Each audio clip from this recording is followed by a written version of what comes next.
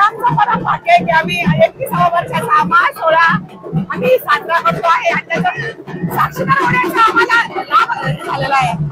श्रावण मासामध्ये खऱ्या अर्थाने एक नवीन पर्वणी या ठिकाणी शिर्डीकरांना पाहायला मिळते। साई सच्चरित्र पारायण वर्ष 31वे अतिशय भक्तिभावात हा भव्य दिव्य सोहळा संपन्न झाला। अखेरच्या दिवशी डोक्यावर पवित्र श्री साई सच्चरित्र ग्रंथ घेत हजारोंच्या संख्येने महिला भगिनी मिरवणुकीत सहभाग घेत असतात।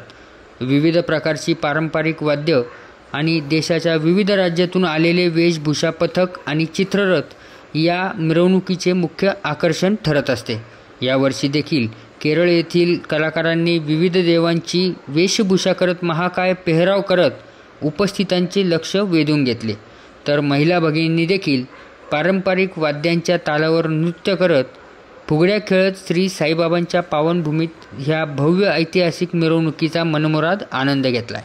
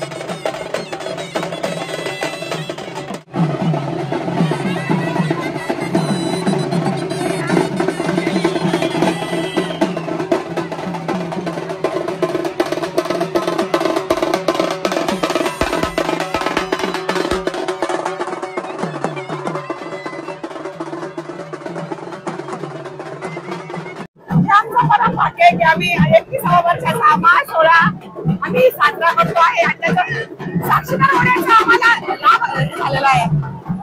आम्हाला आमचं भाग्य आहे की आम्ही त्याचे साक्षीदार झालो. अतिशय आनंदामध्ये हा सोहळा चालू आहे. 70 लोकांपासून हा 31 वर्षापूर्वी सुरू झालेला सोहळा आज 7,500 संख्या झालेली आहे आणि मला वाटतं वर्ष वाढतच जाईल.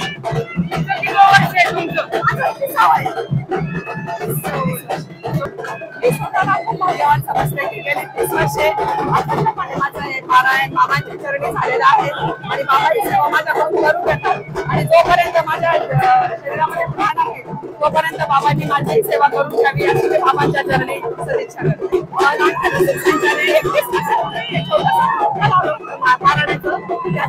आज महावृक्षामध्ये त्याचं रूपांतर झालेलं आहे आणि आता महावृक्षाच्या मुळ्या पाया सगळीकडे इतक्या पसरल्या की मला असं वाटतं की म्हणजे भविष्यामध्ये 20-25 हजारापर्यंत सुद्धा ही संख्या जाऊ शकते असं मला वाटतं कधीतरी.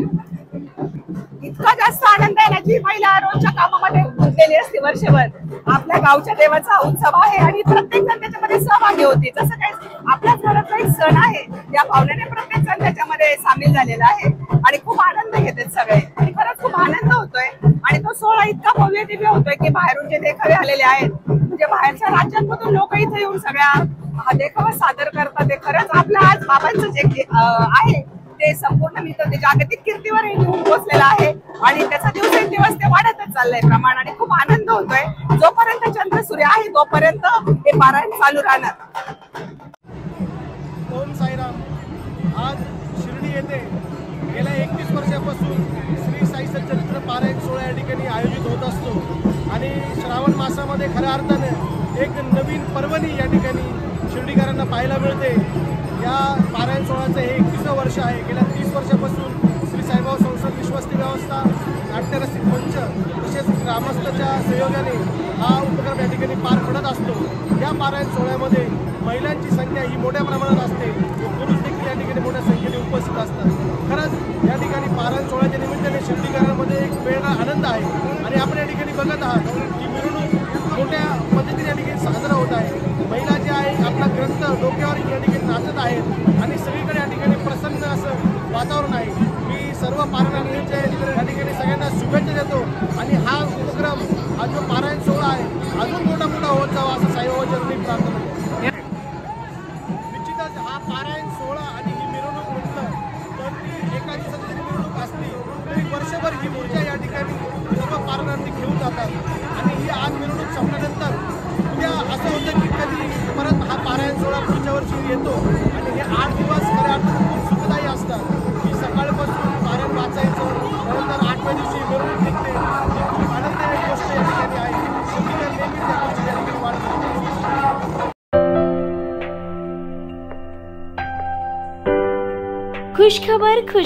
खुशखबर. साईच्या डेव्हलपर्स आपल्या स्वप्नातील घराला प्रत्यक्षात उतरविण्यासाठी घेऊन आले आहे.